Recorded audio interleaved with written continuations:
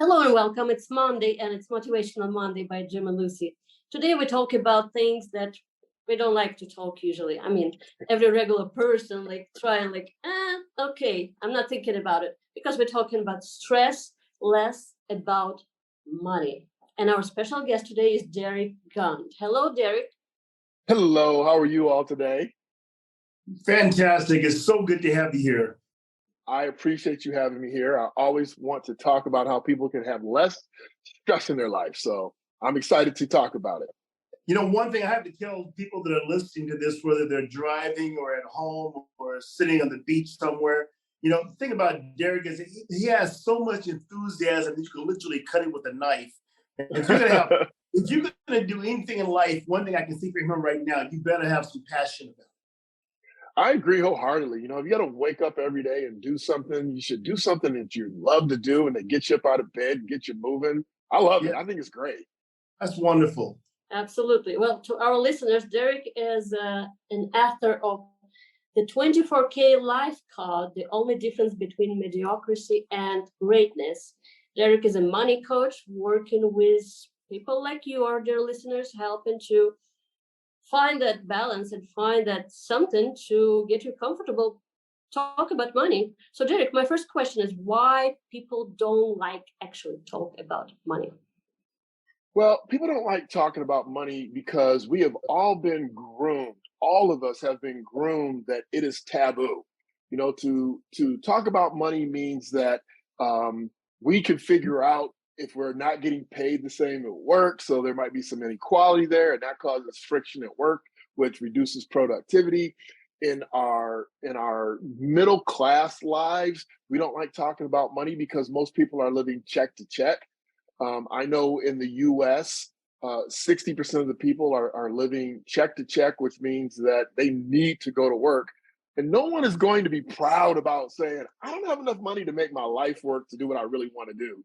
So we all want to be winners. We don't want to be failures. So we just don't even talk about it. And of course, people with money never talk about money. So if you do find someone that loves talking about money, they're probably lying. You know what? Every time I see on Facebook or Instagram, the next, make your million or the million mindset, or I just made it this number of dollars just from doing this and that. It's like, oh, come on, that's enough.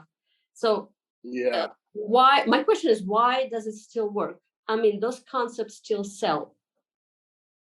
Oh my goodness. It's because we have a mechanism inside of us, at least most people do, to want to do better. We have a creative gene that we're always creating. We're always looking for the next thing. We're always looking to be better. We're looking for more. And so that's why that works, because we want more. I mean, the lottery works because people want more. And even when they get more, they always falter, or not always, 85% of people falter back to their natural baseline. So, we know people that have won millions of dollars that go right back to, zero, because that's just who they are. And they weren't groomed to handle that kind of money, but they still want more and they still keep playing the lottery.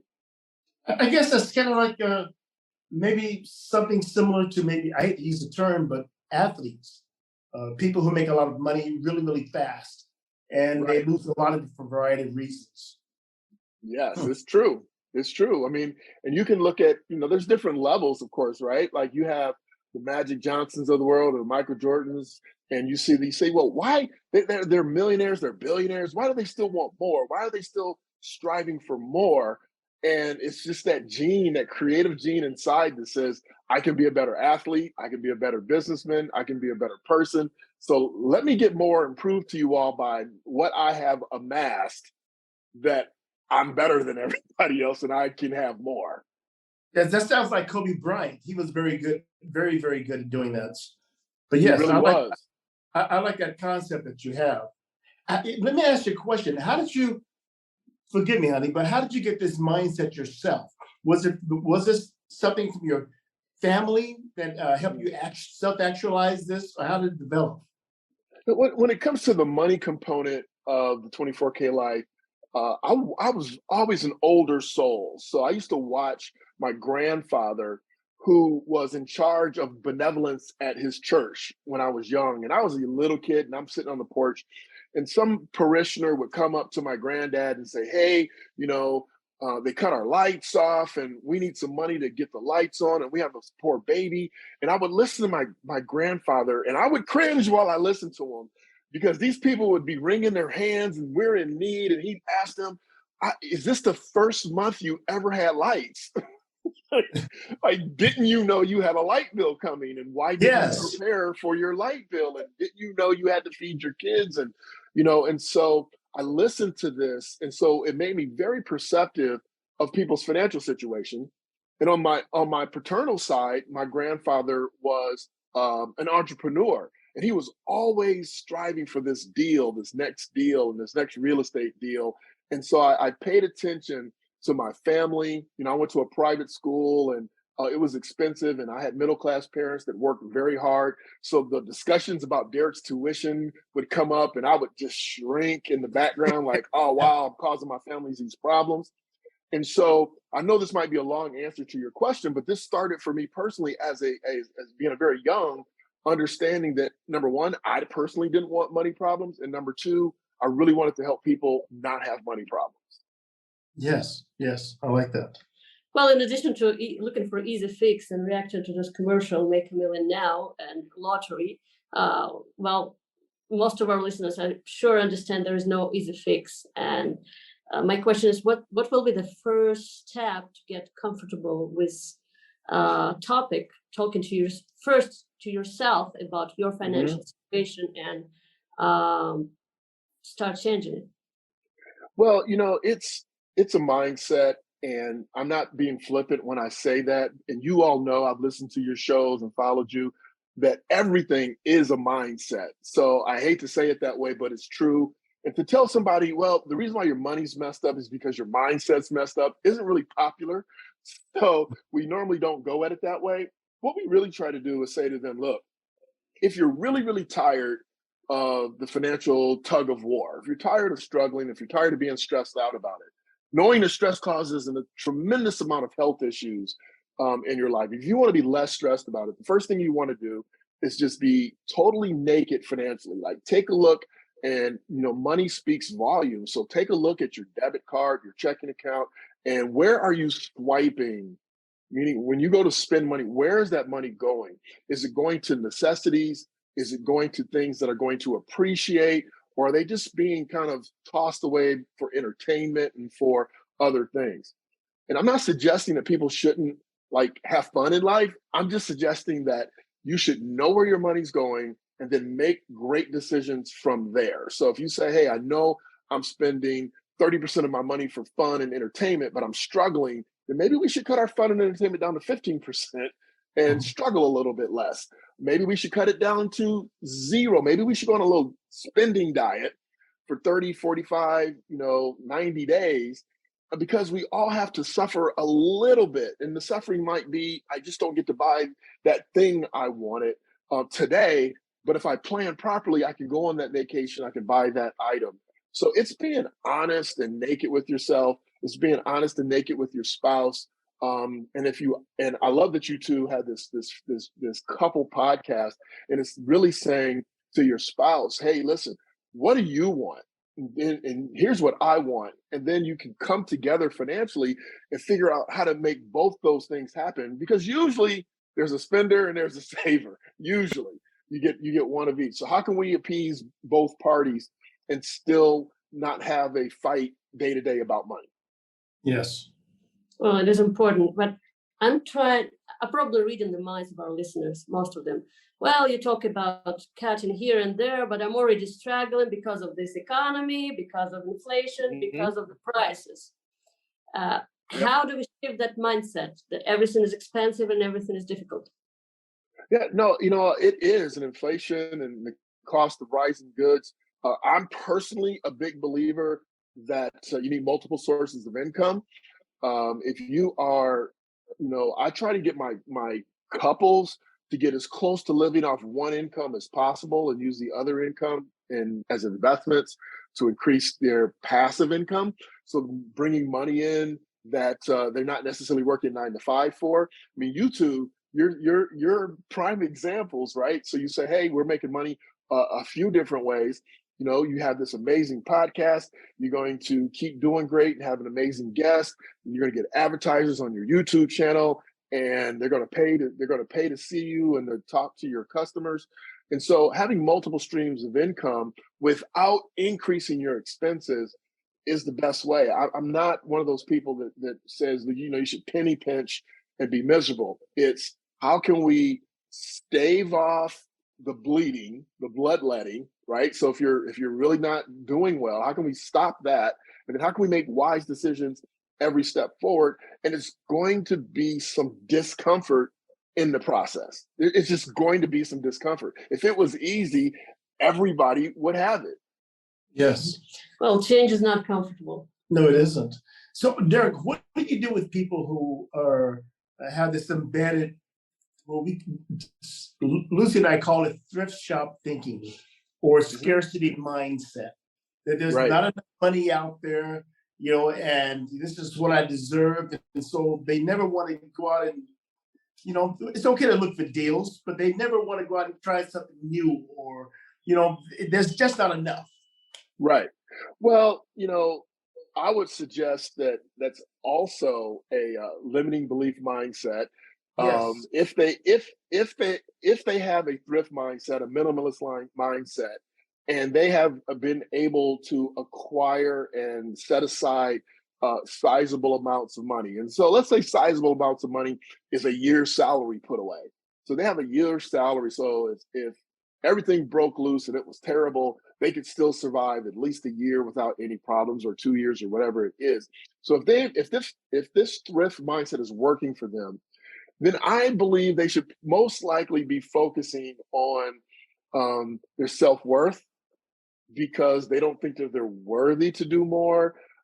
Which is, and this is not necessarily my expertise, but it is obvious that if they're continuously thinking like Chicken Little, oh my God, the sky is falling, there's not enough, I shouldn't be doing this, I shouldn't be doing that, maybe they should seek some professional advice. I have had that mindset with clients. They came to me, and through some coaching and helping them to understand, number one, where they truly were, if they had, you know, 2 years worth of money saved, not including their pension and their 401k, but they had enough money saved in the bank, at home, or in their personal accounts, and then helping them to understand that their money is making money. So if we just were to focus on spending the interest, to just spend the extra of the money that you've put away, and think about treating yourself to things that you always wanted to do. I had an 80-year-old woman one time as a client, and her kids brought her in for me to help, and I helped her. And she had never owned a car, but she was kind of old to drive, and she had never owned a watch. And so I showed her where she was, and we encouraged her, and she actually did it. She went out and bought a really nice watch. And she was actually happy about it later, because she had lived her whole life wanting those two things, and she finally got it, and the sky didn't fall. So it takes a little work to change your mindset and your habits. But if you do it little by little, you know, even if you stood in the mirror and said, hey, I'm worthy, and you got to convince yourself that you're worthy. I love your passion. What you've done is, Derick, is you laid out the fundamentals here of living your dreams with passion and saving money without making it seem so complicated and frightening. I just love the way your approach. That's wonderful. Well, I can honestly tell you that as a financial consultant, which is my core nature, I had to learn to live life and save money. So I'm not suggesting I was born this way. After my youth and listening to people struggle and listening to my family struggle, I was a bit of a miser, if you will, until I personally had a health scare, and I go, okay, I got to figure out how to do both, and I have to figure out how to help people do both, because I was giving my clients that hard advice. We can't do anything until we get to this goal, and then we can't do anything until we get to this goal. So I have flipped and turned a new leaf. Well, I admire you very much, and I hope our listeners thank you. are focusing on this, because this is a great I mean, this guy is the real deal. I know we say that sometimes, but he knows what he's talking about. Well, absolutely. Thank you very much, Derick, for getting our listeners comfortable with a topic that is not that comfortable. So it is. dear You're listeners, right. please work with Derick. Go to the website. It's derickgant.com. You can find link in the description to this episode. You know, people out there, you know, Derick, I mean, he has a great presence virtually. And I assure you, you can have him right now working with you virtually online and have the same impact. I assure you, work with this guy. Thank you. Thank you. Thank you. I appreciate it. Well, Derick, before we go, you have this shirt. Our dear listeners, if you're on audio, look for a video because Derick has branded shirt and it's for his book, 24K Life Coach. Tell us a little bit about the book. Well, the book is about all of my hard-earned lessons of success and failure. And what I did in the book is, you get books from people that have been successful and they tell you all about their success and how they did it. And so you can do it too. And I'm just not a believer in that. I mean, we were all raised differently. And so my book is more about, hey, here's the tools that I use to change my mindset. Here's the tools that I use to get my finances on track. And so the book 24K Life is how do you balance your mindset, your relationships, your finances, your emotion, and your body? How do you get all of these things in line? Because without one of them, you really don't have a great life. Would you love to be rich, but you're out of shape and you can't spend the money because you can't walk up a flight of stairs? Would you love to be fit and have money, but you're spiritually corrupt and people don't like you? Would you like to have spirituality, money, and physical fitness, but no relationships? I mean, so we talk about the tools that are necessary. So anybody can use these tools. And the reason why I called it the code is because we all have our own genetic code. It's scientifically proven. We are all different in some way. And you need to crack your code to how to balance all three of those things. And I just give people the tools of years of study and years of reading and years of trial and error to kind of short circuit the process so they can do it right away. That's the 24K Life Code. Thank you, my friend. And how can they get one of these nifty shirts that you're wearing? Wow. Well, if they want a shirt, they can go to derickgant.com and they can order one. I have another shirt called Beast Mode. It's just really about focusing in on what you're trying to do, be it being a journalist or a podcaster or physically working out in the gym. So they can get my book, my materials, all from derickgant.com. Well, I encourage you to invite Derick into your living room and your kitchen. Work with him, please. Thank you. Thank you very much for joining us, Derick. Thank you. This is Motivational Monday by Jim and Lucy. Follow our podcast and check out our website, jimandlucywoods.com.